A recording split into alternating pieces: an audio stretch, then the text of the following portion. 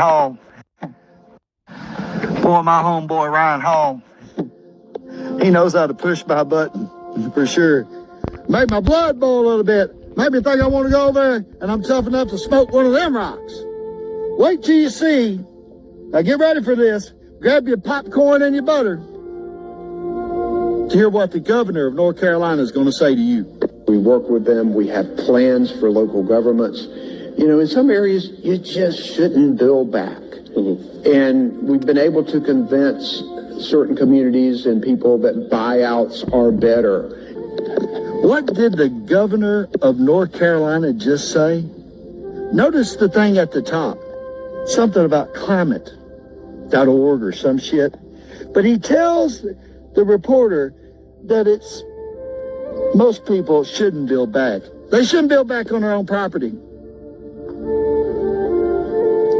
And we're trying to convince them, or we're going to convince them, it's much better for them to take the money. If that don't stink like high heaven, speculation now, sounds like to me that all the theories are coming true, right? That it might have been some type of manipulated weather control because Albemarle, who's owned by Vanguard and BlackRock, and Albemarle, who's also owned by Harris's vice president, husband, whatever, right, might have a super interest in lithium. And the governor of North Carolina is trying to convince its people, you shouldn't rebuild back on your property. You should take our deal.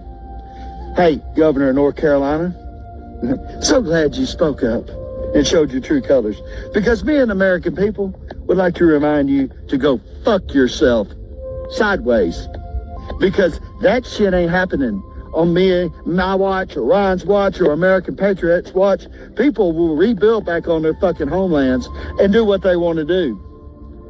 Promise you that. Over our dead bodies. Bet that, motherfucker. Fluid English. Now, I'd be remiss if I didn't address the elephant in the room. You know, you're all thinking about it. Let me just cut to the point and point out who's not here. And of course, I'm talking about the middle class. That filthy group of people. Right, Chuck? Do you know what I'm talking about? I don't know about you. I think this is exciting. This is very exciting, right?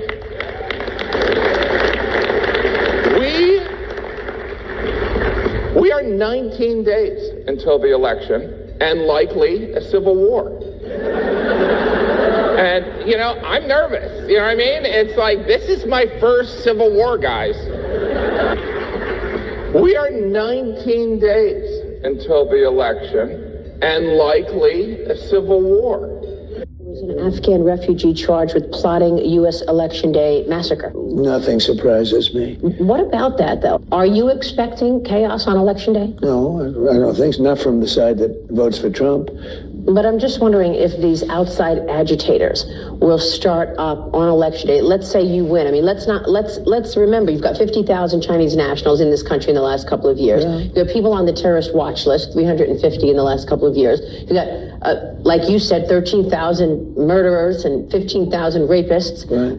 What are you expecting? Joe Biden said he doesn't think it's going to be a peaceful Election Day. Well, he doesn't have any idea what's happening in North Carolina. He spends most of his day sleeping.